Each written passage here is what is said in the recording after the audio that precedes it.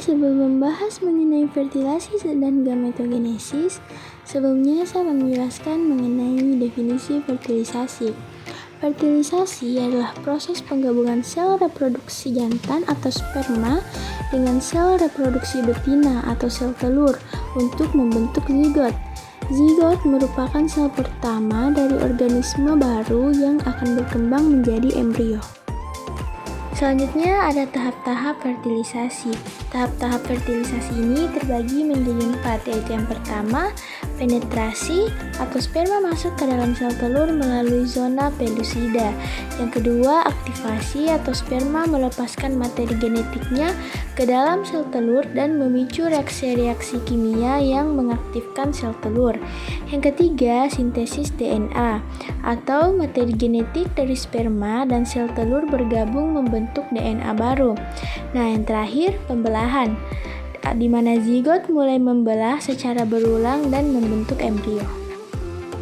Adapun faktor-faktor yang mempengaruhi fertilisasi yaitu kualitas sperma dan sel telur yang baik meningkatkan kemungkinan terjadinya fertilisasi.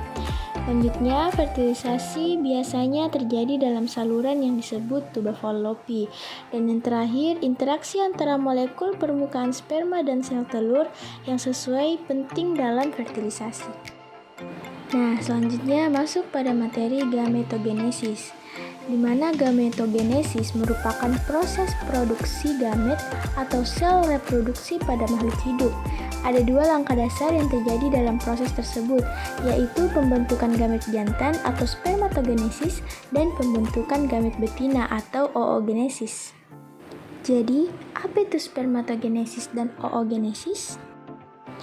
Spermatogenesis adalah proses pembentukan sel spermatozoa yang terjadi di organ kelamin jantan, yaitu testis, tepatnya di tubulus seminiferus. Sel spermatozoa disingkat sperma yang bersifat haploid, dibentuk di dalam testis melewati sebuah proses yang kompleks. Sedangkan oogenesis merupakan proses pembentukan sel telur atau ovum di dalam ovarium. Oogenesis dimulai dengan pembentukan bakal sel-sel telur yang disebut oogonia. Pembentukan sel telur pada manusia dimulai sejak di dalam kandungan, yaitu di dalam ovari fetus perempuan. Pada akhir bulan ketiga usia retus, semua oogenia yang bersifat diploid telah selesai dibentuk dan siap memasuki tahap pembelahan. Jadi, kaitannya antara fertilisasi dan gametogenesis adalah bahwa gametogenesis menghasilkan sel sperma dan sel telur yang diperlukan untuk fertilisasi. Tanpa gametogenesis yang tepat, pembentukan sel sperma dan sel telur tidak akan terjadi dan fertilisasi tidak dapat terjadi.